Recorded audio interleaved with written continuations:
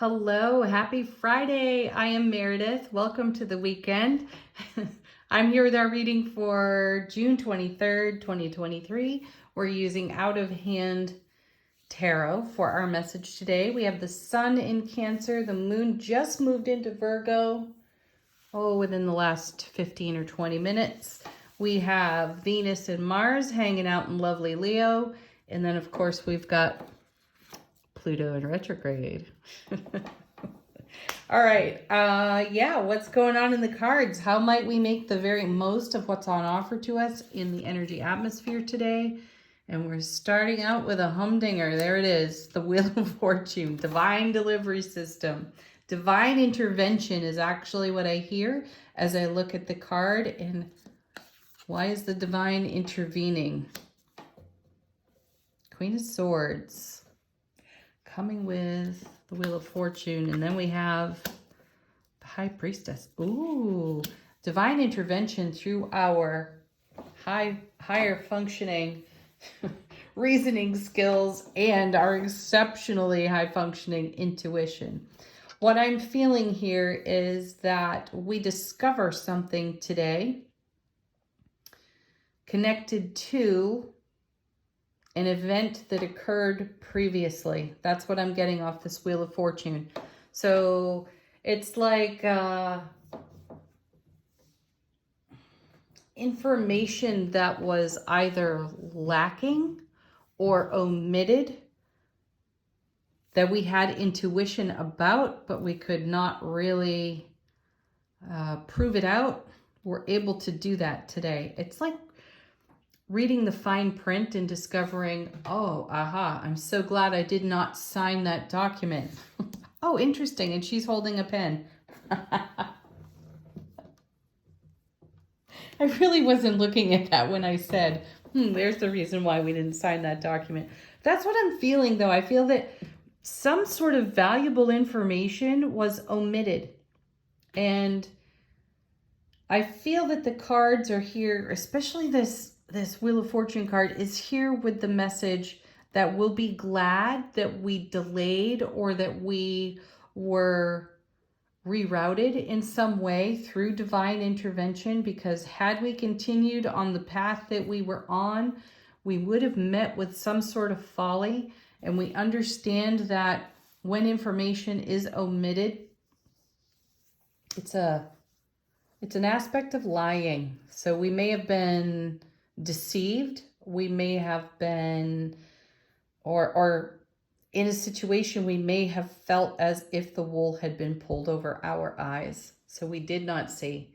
Though we get some clarity today and in a hindsight moment. So as we're taking a look at some hindsight, we'll see the divine intervention and how we were spared something. And I'm hearing the word be shrewd when it comes to the Queen of Swords.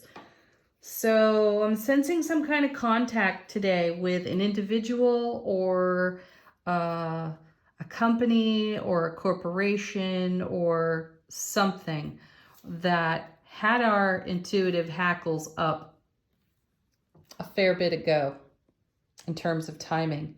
And our intuition is proved out today, and we are able to, in a very shrewd way, advocate for ourselves because of this divine intervention. Let's see what comes next. The Sun.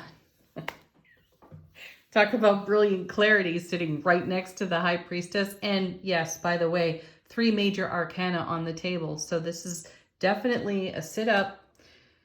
Bring your attention, full focus, be present now, because we will be witnessing how our happiness has been insulated by divine intervention, keeping us from situations where we may wander in our innocence into a situation where others have the ability to, or companies, corporations have the ability to skirt the truth. And we discover a truth that has spared us and preserved our beautiful happiness, our love, bliss, joy, and happiness. And that's what the Sun is all about. It is the happiest card in tarot. And sitting right next to the High Priestess, there could not be more clarity through our intuitive reasoning and our intellectual reasoning. So let's see what comes next. Yeah, a reason to celebrate. There's the Three of Cups. And, you know, typically we see three young women dancing on this card. Those are the ladies from Justice, Strength, and Temperance on the card. And I want to draw your attention to the artwork here. We don't see anyone's faces here. You know, this person, the one who's front and center, their face is blocked by the cups, right? So I'm feeling as if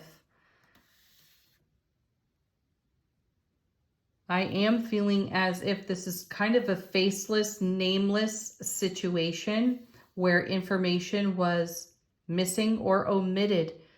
And, you know, we have one of those moments in the hindsight of the day today where we're like, wow, what an absolute ass that person or that company was for having represented themselves one way and then showing up in another way. In other words, what we're getting at is our intuitiveness does not allow us to be deceived, which is really quite beautiful. And what a blessing and a gift for us. Now, I'm going to take this to a deeper level because I feel this is just as important. We may have deceived ourselves through justification of the ego vulture thought voice that attempts to protect us and keep us so-called safe from the slings and arrows of everyday life, right? So we may have talked ourselves into a situation, or we may have revised our own history. I think I spoke about this the other day. We may have revised our own history to make it more palatable to our waking consciousness, and that's still horseshit. And the universe is not going to allow us to dwell there. You can tell yourself a story all day long. It doesn't make it true. And our intuition won't leave that alone either, nor will the brilliant clarity of the sun. So if there's anything that we have been justifying or not wanting to look full on straight in the face and, you know, avoiding looking, you know, giving whatever situation, circumstance, or story, we're giving it the side eye. We're being brought into full focus today with the Queen of Swords. I just heard, this is crazy, off with her head. I'm tapping into Alice in Wonderland here, and I'm feeling like the Queen saying off with her head right here. And I feel like it's the snake in the grass. That's cool. My dad just texted me, and I have his text tone as a lion roaring. So how perfect for this moment. Anyway, I feel like there's some sort of snake in the grass for our own revisionist history. So we may be redirected, rerouted through divine intervention to take a look at a situation we have not fully wanted to take a look at, and we've perhaps told ourselves a story about, and our intuition won't leave it alone. So our intellect, our intuition, and then of course the divine intervention of the Wheel of Fortune and the sun working together brings us to a point of clarity with ourselves where we can take a look at the truth of a situation and not tell ourselves stories, not fabricate a better outcome than what was or what currently is. So do consider that. These are some challenging cards. They're lovely cards. They're super high vibe, and there's a lot of major arcana here. So again, we're putting our own feet to the fire because we are investing in celebrating and living our very best life experience, Three of Cups. And we can't shove stuff in the shadows and anticipate that we'll live as bright, free, clear, and happy as the sun indicates, unless or until we take care of this old unfinished business that we may have been avoiding, omitting, not taking a look at. So be prepared to be rerouted today and then cycled back through your own intuition. And also be prepared to witness this out in the world at large. So it may be coming from another place, another person. Let's see what's on the bottom of the deck. You just have to love these cards. We start out with Justice.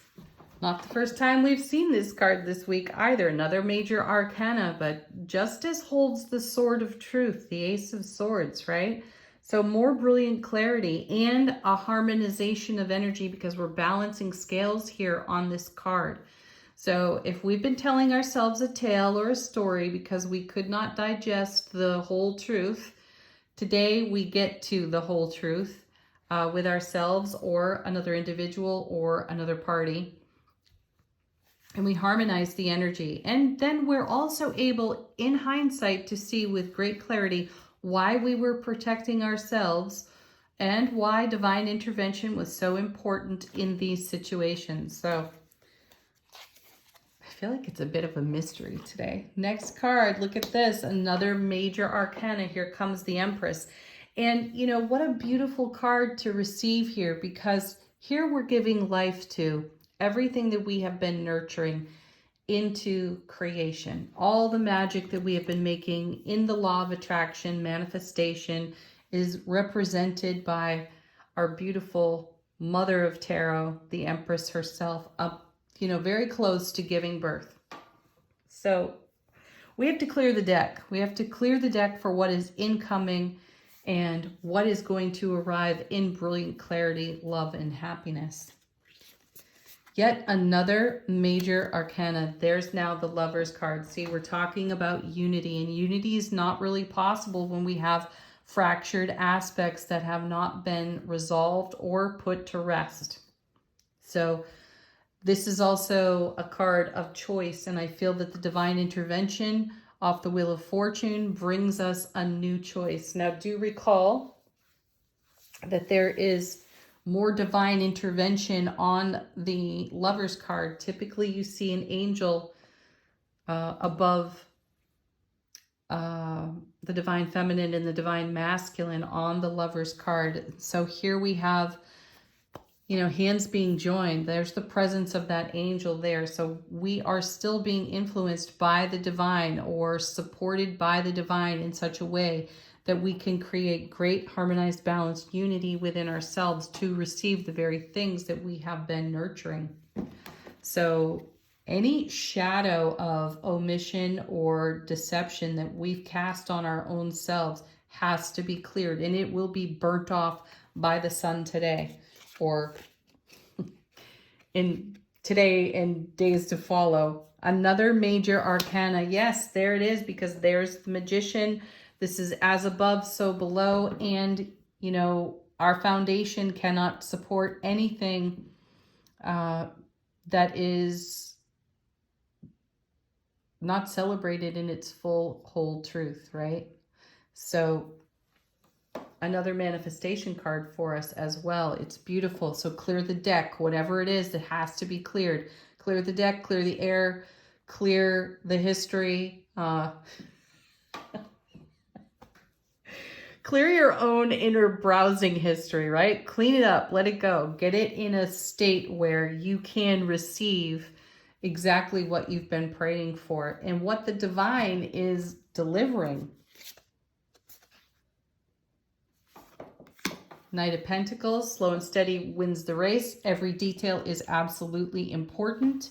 So there's no sense of urgency here, which is beautiful because the Knight of Pentacles is our slowest mover of all the knights. So give yourself the benefit of the space required to sort whatever this scenario is pointing out to you.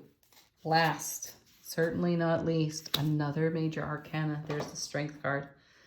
Yes, exactly this, because this is the card that introduces us to our vulnerability in the face of our wild, free-spirited, soulful presence, right? So anything that is not fully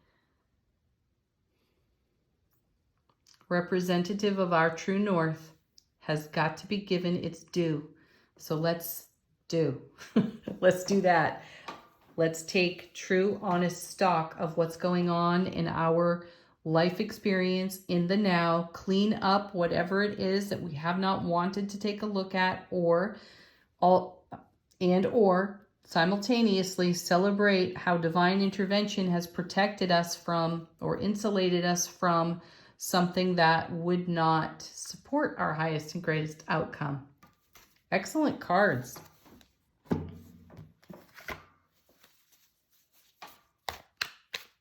Angel answers. Ask your questions. Get your answers from this deck. Great deck for confirmation. Our first card out is trust. And I hear trust yourself. Even if you have not had the courage to take a look at your vulnerability, thank you, Strength card, and digest the full truth of some recent experiences. Today's the day where the scales justice tip in our favor, and we're able to do that. Next.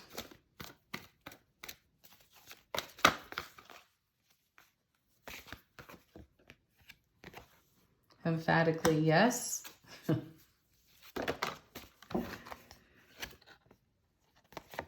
Look for a sign. That won't be hard, High Priestess and the Sun.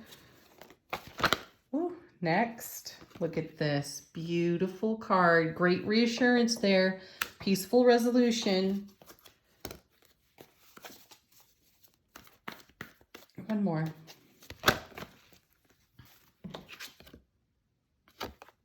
The situation will improve. You know what? It's already improved. It's better than we even realize. And so 3 times now, my guides have encouraged me to share this with you. I am asked often, do you ever give a negative reading?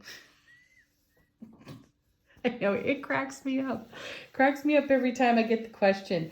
If ever there were a reading that were even close somehow to being negative and or gloomy, this one touches just the tiniest bit on it, because if I were any other kind of reader, I would have taken these cards in another way. I would have said something like, well, you've been lied to and you discover it today, right? If you want me to be blunt about it. Though what's really at the core of all this is how we are divinely looked after, right? By the divine all, and how we are so often spared so much BS because we choose to live in the energy of the sun, in brilliant clarity and happiness. So much so that we can't lie to ourselves. Well, we can. We may even try to. Like I said, we can revise our own history. We can tell a story about events that occurred, and we can embellish. We can take some artistic license with that. That's usually, though, the ego in some way attempting to justify a situation with half-truths so that it feels a little bit better. So to all of you who've asked me that question, do I ever give a negative reading? No, I don't.